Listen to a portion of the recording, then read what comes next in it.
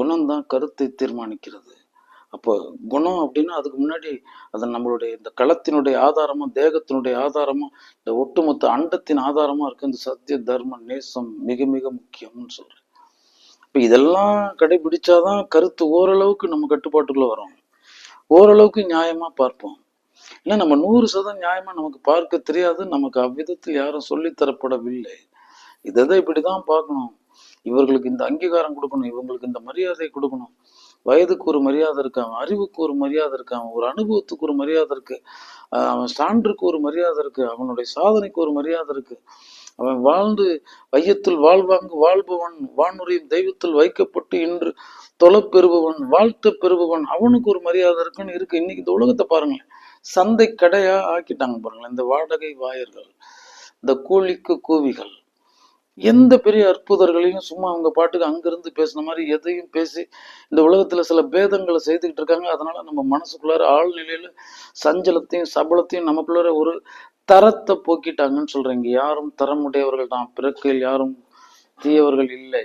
அது வளர்த்தெடுக்கின்ற விதம், அவர்களுக்கு போதிக்கின்ற விதம், கண்ணுல காட்டுறது, இங்க வண்ணத்திரையில் காட்டும் ஆயிரம் ஆயிரம் விகாரங்கள், இதெல்லாம் சேர்ந்து அவனுக்கு வேறொரு விளைவுகளை செய்கிறது.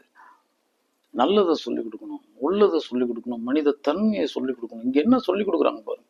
இதை தடுக்கின்ற உள்ளங்கள் இருக்கிறதா? இல்ல பாருங்களேன். ஏன் இல்லைன்னு கேளுங்களேன்.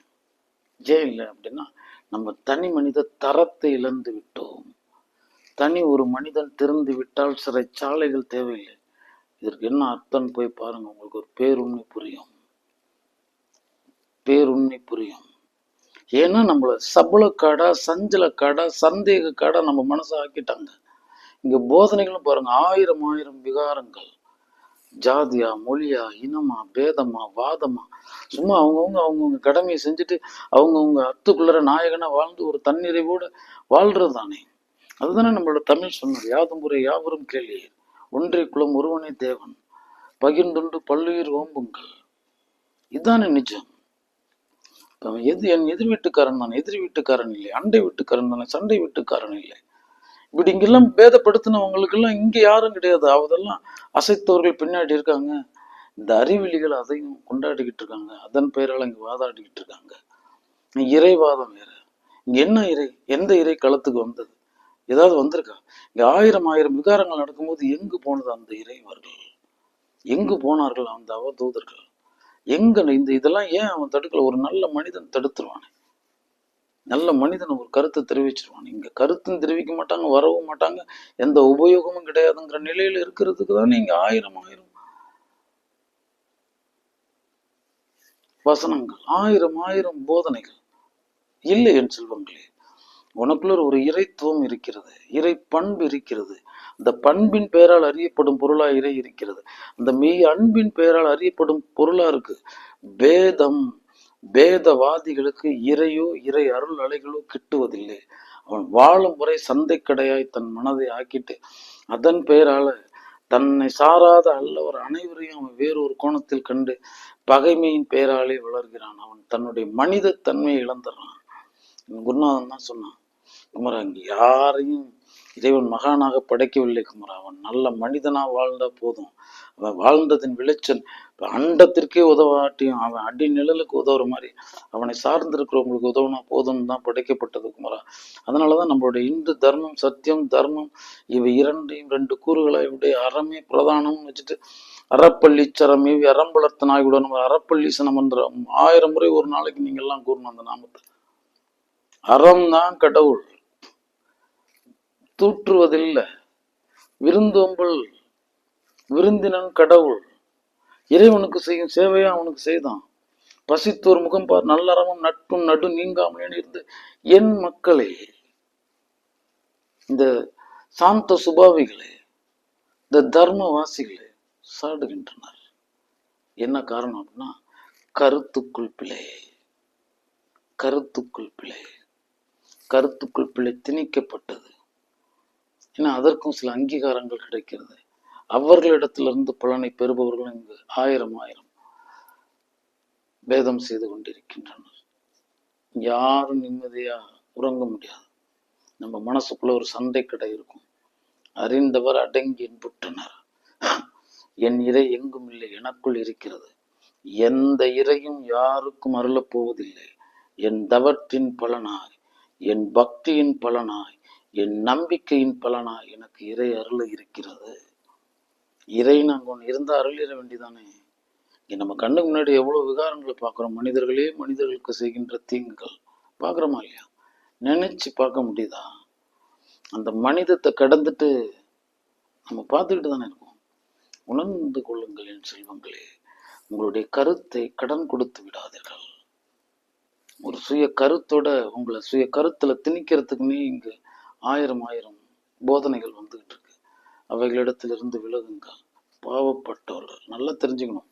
இந்த வக்ரம், உக்ரம், விரோதம், துரோகம், கோபம் இதெல்லாம் அங்க எதிரில் இருப்பவரை ரெண்டாவது தான் பாதிக்கும். அது கொண்டவரை தான் பாதிக்கும். நிஜம். சத்தியம் சிவம் சுந்தரம்னு சொல்லி அங்க முன்னாடி போய் சத்தியத்திட்ட நில்லடான்ட்டான். இப்ப சத்தியத்திட்ட நிக்கணும்ல. சத்தியத்திட்ட நிக்கணும்னா சத்தியமாவே தானே நிக்கணும். அததான் முதல்ல யோசிக்கணும், நேசிக்கணும், அதுக்கப்புறமேட்டுக்கு யாசிக்கணும், அதுக்கப்புறமேட்டுக்கு அதனுடைய ஆசீர்வாதம் பெற முடியும். ஏன்னா நீ அது ஆகு பொருள், அது நமக்கு உணர்த்தப்பட்டிருக்கு. அங்க போ, 1ஆம் வகுப்பு தேர்ச்சி அடை. சத்திய பாடமே ஜெயிக்கல, இவங்க அடுத்தது நேரா இறைவன்கிட்ட போயிடுவாங்களா? இல்லைன்னு சொல்லுவாங்களே, அதெல்லாம் ஏமாற்று வேலை. ஆமா, நீங்கள் உங்கள் கருத்துக்குள் நிலை நின்றிருங்கள். இறை என்பது இல்லை, இல்லாமல் எதையும் இருத்தி வைத்திருக்கும் ஒரு சூக்குமம். அது இந்த நிறம், இந்த ஊர், இந்த பேர், இப்படி அப்படி, அங்கு இங்கு, அவ்வளவு இவ்வளவு, எப்படியும் கூறிவிட முடியாத ஒன்று. ஆமா, அது ஏன் அவ்வளவு தூரத்துக்கு போயிட்டு பெரும் பேர் இயற்கை அப்படின்னு வச்சுக்கலாமே. அதை நம்ம இறைக்கு கொடுத்துருவோம். கருத்தை அங்க தொலைக்கணும். இந்த எல்லை இல்லாத தனக்கு எல்லை இல்லை என்று தில்லை திருநடனம் புரிகிறது இல்லை. எரிசட்டை அரசின் விரிசட்டை பரப்பி வான் எனக்கா அப்படி ஒண்ணு இருக்குல்ல, சென்றடையாத திரு ஒன்று இருக்குல்ல, அதை கருதுங்க.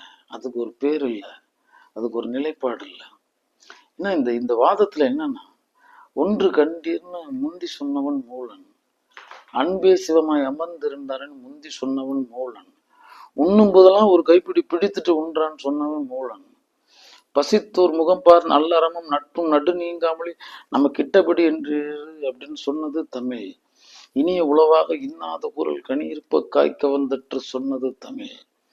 அதனால நமக்கு நெறி இருக்கு. தூற்றுபவரையும் போற்றணும். அதுதானே தரத்துல தீர்மானிக்கப்படும். நம்மபடி எதையும் பேசுறதா? சந்தன வாசத்தை தான் வீசும். நல்லா தெரிஞ்சுக்கங்க. ஏன்னா அது குழப்பமான பொருள்ங்கிறதுனால அதன் பெயரால நம்ம கருத்துக்குள்ள நிறைய தெரிதல்கள் செய்யப்பட்டு விட்டன. மீட்டெடுத்துக் கொள்ளுங்களேன் செல்வங்களே. கருத்துக்குள் கண்ணியத்தை கொண்டு வாருங்கள். அவ்வளவுதான். முழுசா கண்ணியத்திற்குள் கொண்டு வாருங்கள். சத்தியத்தையும் தர்மத்தையும் என்னுடைய ஆதார பொருள் ஆக்குங்கள். அறம் கொண்டு காணுங்கள், மரமாய் காணாதீர்கள். சத்தியம் சொல்கிறேன். அதனால கண்ணியம் பழகுங்கள். மனிதத்தன்மையை காத்துட்டா போதுங்க.